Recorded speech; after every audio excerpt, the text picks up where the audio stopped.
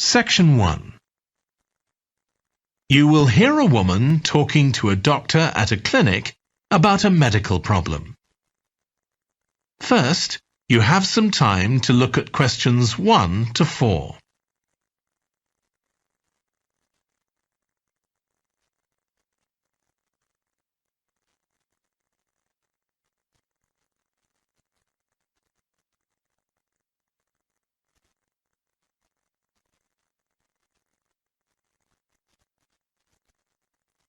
You will see that there is an example that has been done for you. On this occasion only, the conversation relating to this will be played first. Hi, come and take a seat. Thank you.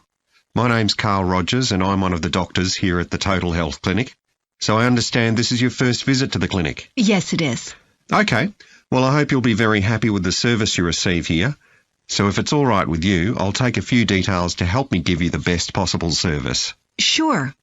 So can I check first of all that we have the correct personal details for you? So your full name is Julie Ann Garcia. That's correct. The woman's name is Julie Ann Garcia. So Garcia has been written in the space. Now we shall begin.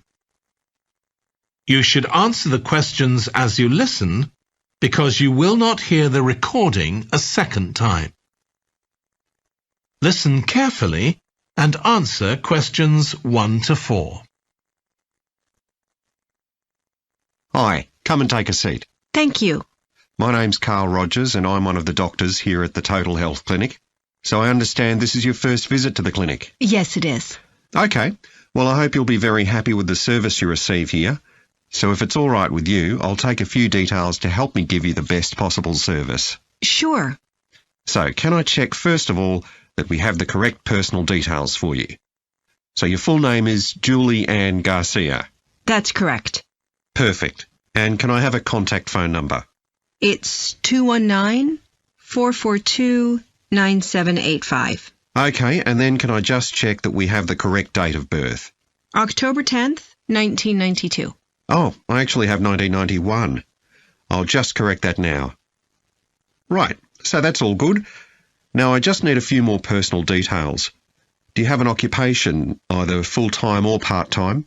Yes, I work full-time in Esterhazy's, you know, the restaurant chain.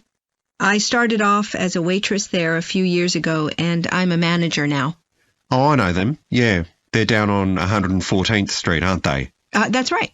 Yeah, I've been there a few times. I just love their salads. That's good to hear.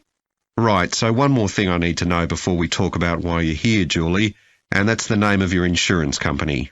It's Cawley Life Insurance. That's Cawley. Excellent. Thank you so much.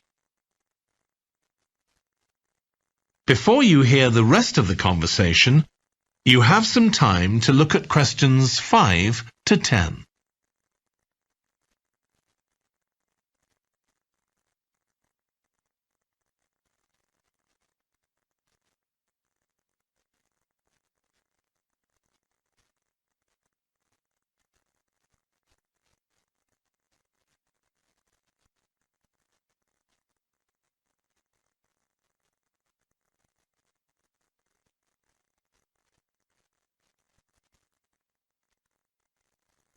Now listen and answer questions 5 to 10.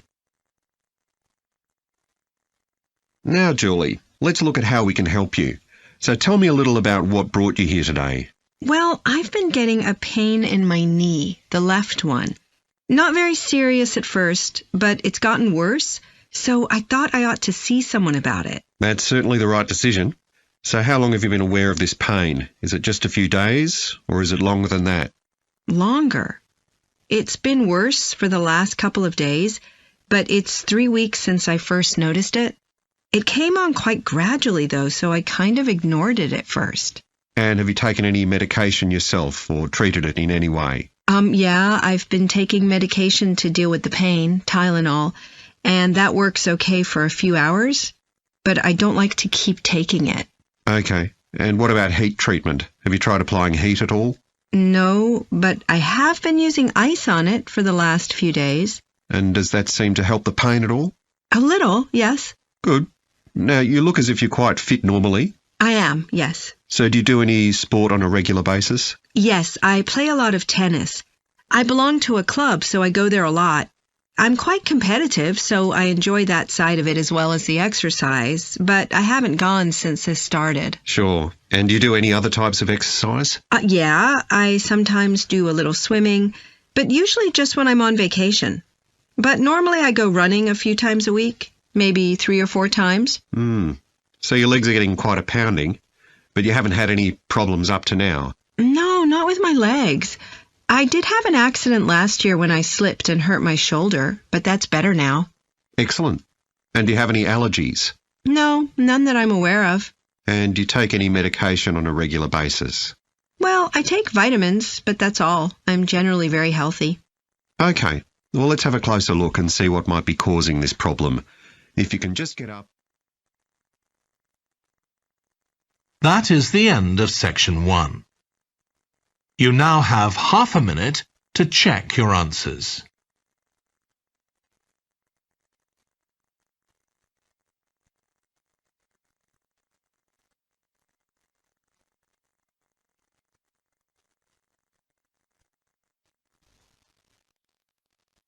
Section 2.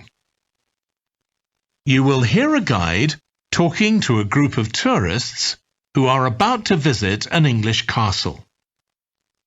First, you have some time to look at questions 11 to 15.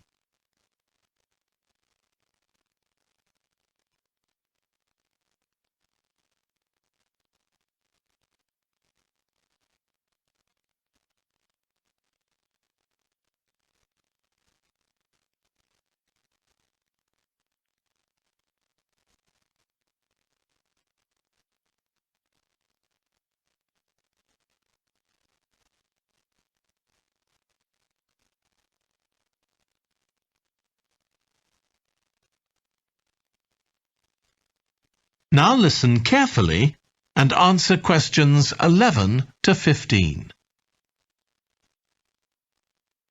We'll be arriving at Branley Castle in about 5 minutes.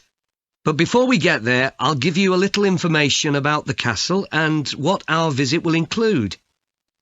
So, in fact, there's been a castle on this site for over 1100 years. The first building was a fort constructed in 914 AD for defence against Danish invaders by King Alfred the Great's daughter, who ruled England at the time. In the following century, after the Normans conquered England, the land was given to a nobleman called Richard de Vere, and he built a castle there that stayed in the de Vere family for over 400 years. However, when Queen Elizabeth I announced that she was going to visit the castle in 1576, it was beginning to look a bit run down. And it was decided that rather than repair the guest rooms, they'd make a new house for her, out of wood, next to the main hall. She stayed there for 4 nights, and apparently it was very luxurious. But, unfortunately, it was destroyed a few years later by fire. In the 17th century, the castle belonged to the wealthy Fennis family, who enlarged it and made it more comfortable. However, by 1982, the Fennis family could no longer afford to maintain the castle, even though they received government support, and they put it on the market. It was eventually taken over by a company who owned a number of amusement parks. But when we get there, I think you'll see that they've managed to retain the original atmosphere of the castle. When you go inside, you'll find that in the staterooms, there are lifelike moving wax models dressed in costumes of different periods in the past, which even carry on conversations together. As well as that, in every room, there are booklets giving information about what the room was used for and the history of the objects and furniture it contains. The castle park's quite extensive. At one time, sheep were kept there, and in the 19th century the owners had a little zoo with animals like rabbits and even a baby elephant. Nowadays the old zoo buildings are used for public displays of paintings and sculpture. The park also has some beautiful trees, though the oldest of all, which dated back 800 years, was sadly blown down in 1987. Now, you're free to wander around on your own until 4:30, but then, at the end of our visit, we'll all meet together at the bottom of the Great Staircase. We'll then go on to the Long Gallery, where there's a wonderful collection of photographs showing the family who owned the castle 100 years ago having tea and cakes in the conservatory. And we'll then take you to the same place where afternoon tea will be served to you. Before you hear the rest of the talk, you have some time to look at questions 16 to 20.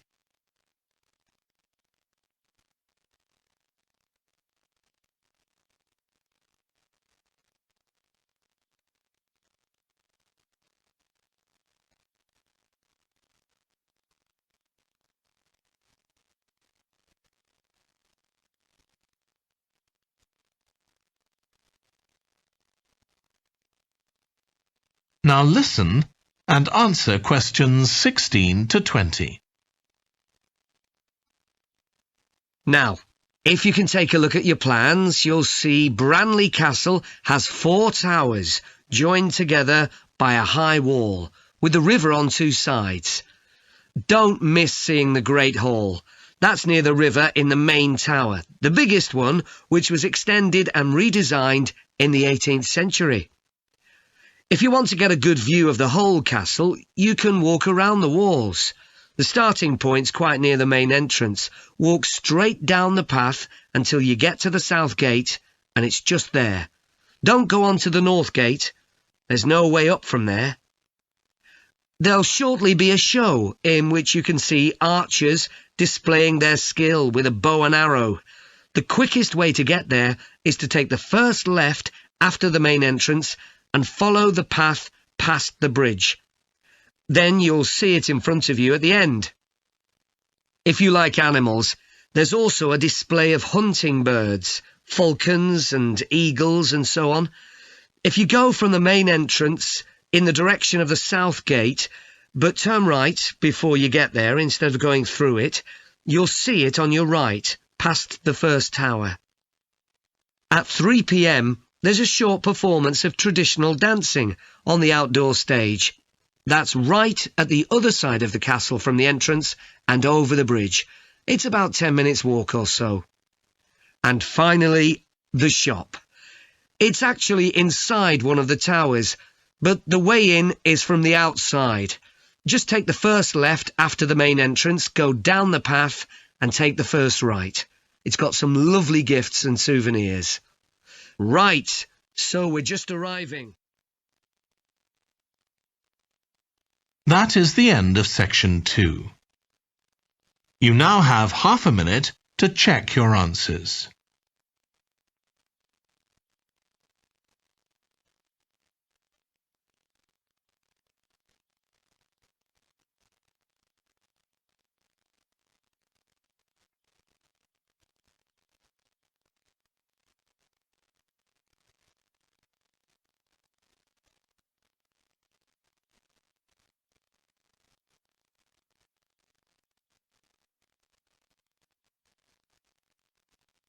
Now turn to section 3. Section 3. You will hear 2 environmental science students, called Rosie and Martin, discussing their presentation on an extinct animal called the woolly mammoth with their tutor. First, you have some time to look at questions 21 to 24.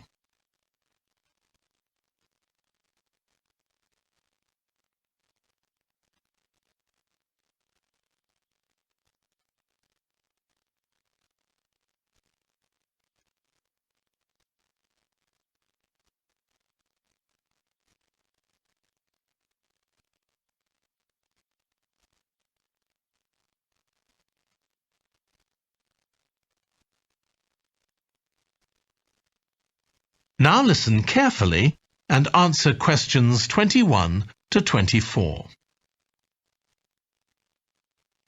So, Rosie and Martin, let's look at what you've got for your presentation on woolly mammoths. OK, we've got a short outline here. Thanks. So, it's about a research project in North America. Yes, but we thought we needed something general about woolly mammoths in our introduction to establish that they were related to our modern elephant, and they lived thousands of years ago in the last ice age. Maybe we could show a video clip of a cartoon about mammoths, but that'd be a bit childish. Or we could have a diagram. It could be a timeline to show when they lived, with illustrations. Or we could just show a drawing of them walking in the ice. No, let's go with your last suggestion. Good. Then you're describing the discovery of the mammoth tooth on St. Paul's Island in Alaska and why it was significant. Yes, the tooth was found by a man called Russell Graham. He picked it up from under a rock in a cave. He knew it was special. For a start, it was in really good condition, as if it had been just extracted from the animal's jawbone. Anyway, they found it was 6,500 years old. So why was that significant? Well, the mammoth bones previously found on the North American mainland were much less recent than that, so this was really amazing. Then we're making an animated diagram to show the geography of the area in prehistoric times. So, originally, St. Paul's Island wasn't an island. It was connected to the mainland, and mammoths and other animals, like bears, were able to roam around the whole area. Then the climate warmed up and the sea level began to rise, and the island got cut off from the mainland. So those mammoths on the island couldn't escape. They had to stay on the island. And in fact, the species survived there for thousands of years after they'd become extinct on the mainland. So why do you think they died out on the mainland? No one's sure. Anyway, next we'll explain how Graham and his team identified the date when the mammoths became extinct on the island. They concluded that the extinction happened 5,600 years ago, which is a very precise time for a prehistoric extinction. It's based on samples they took from mud at the bottom of a lake on the island. They analysed it to find out what had fallen in over time, bits of plants, volcanic ash, and even DNA from the mammoths themselves. It's standard procedure, but it took nearly 2 years to do. Before you hear the rest of the discussion, you have some time to look at questions 25 to 30.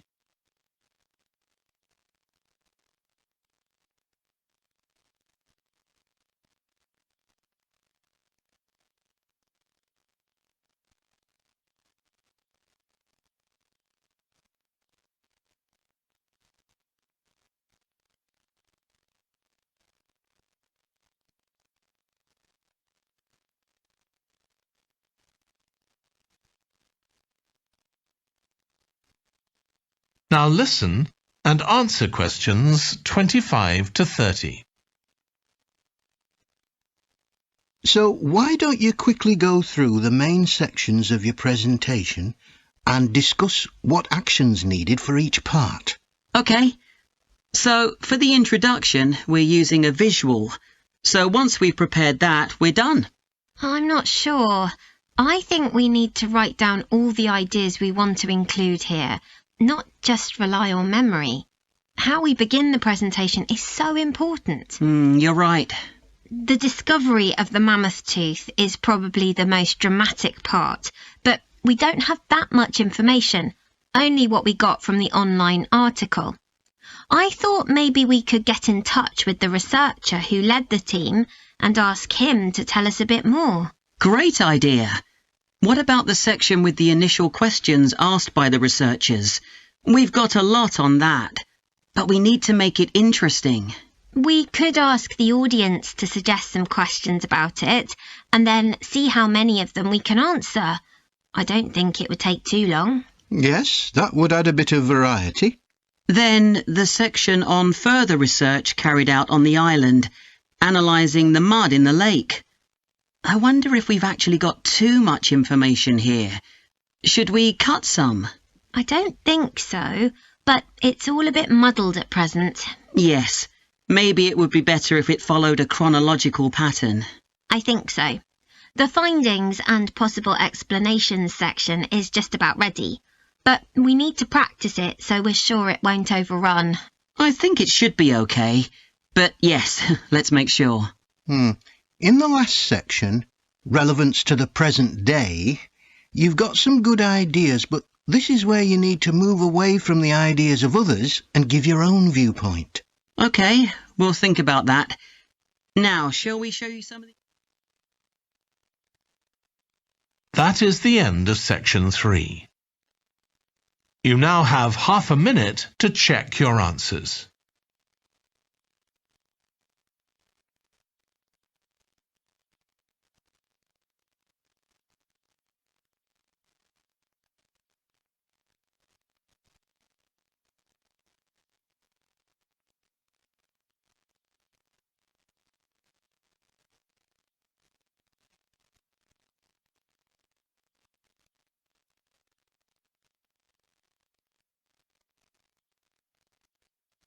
Now turn to section 4.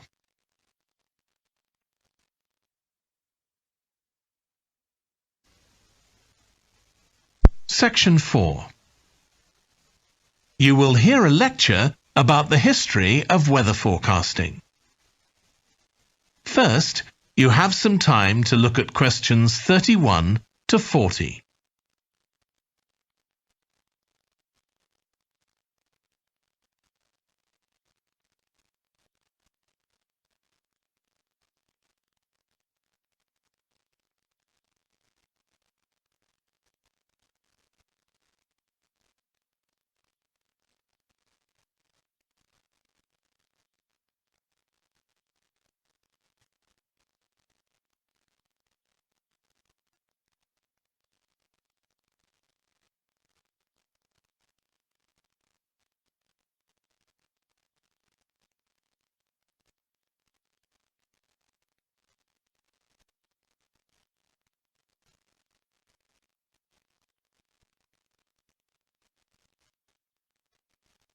Now listen carefully and answer questions 31 to 40.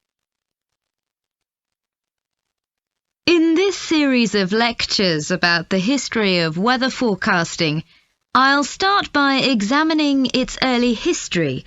That'll be the subject of today's talk.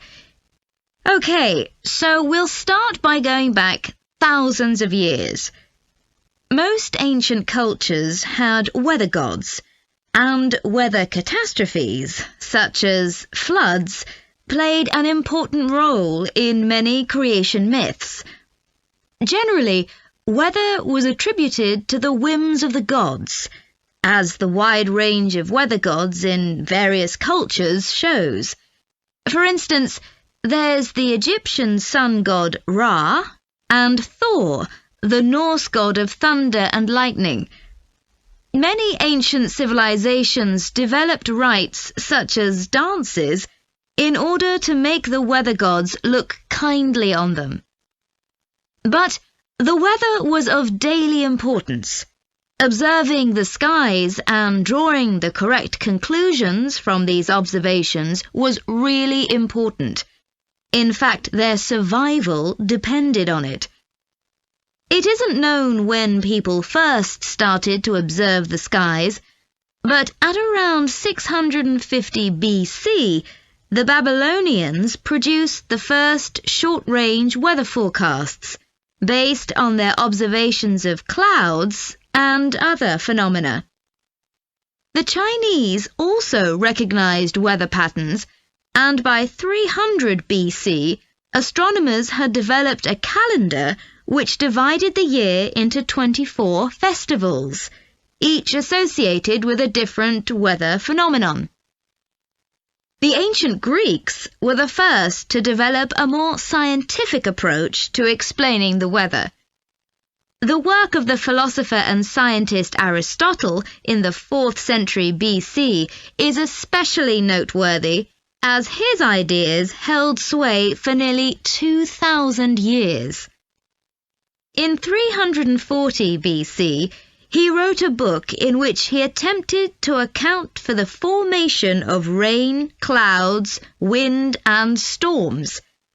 He also described celestial phenomena such as halos, that is, bright circles of light around the sun, the moon, and bright stars, and comets. Many of his observations were surprisingly accurate. For example, he believed that heat could cause water to evaporate, but he also jumped to quite a few wrong conclusions, such as that winds are breathed out by the earth. Errors like this were rectified from the Renaissance onwards.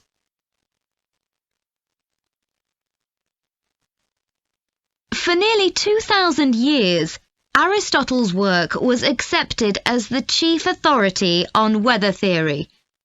Alongside this, though, in the Middle Ages, weather observations were passed on in the form of proverbs, such as red sky at night, shepherd's delight, red sky in the morning, shepherd's warning.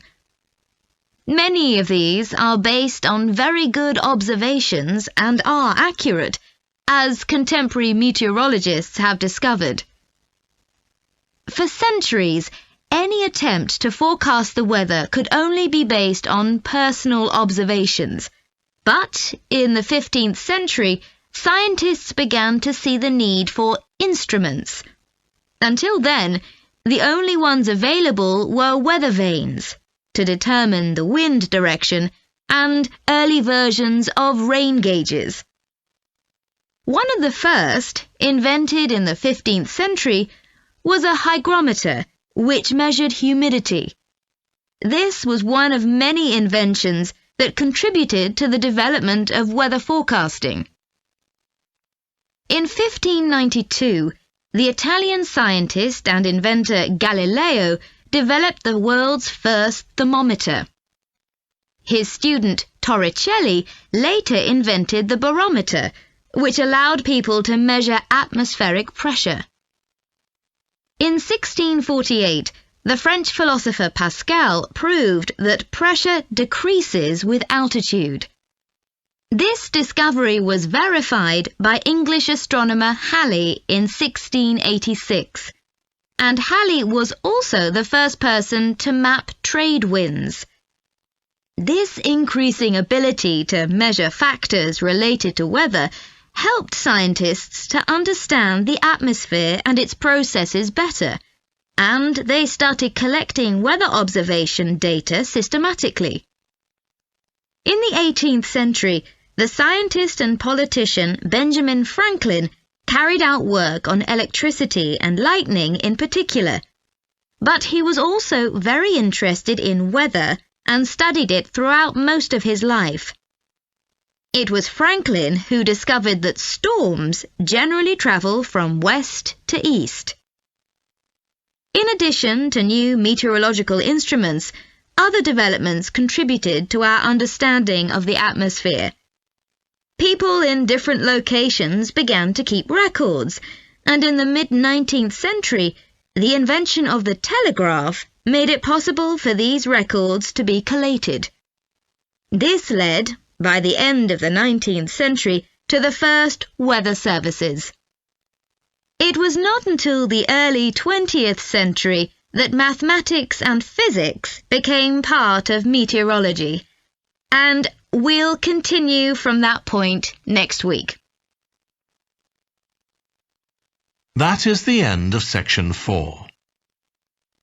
You now have half a minute to check your answers.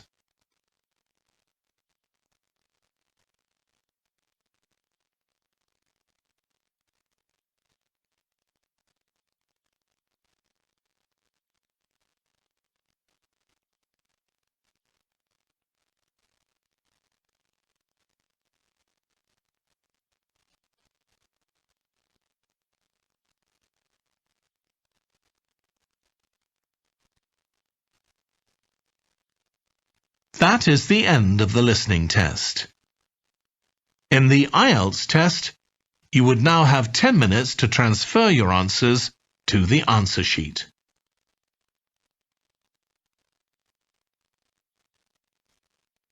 IELTS 14. Tests 1 to 4.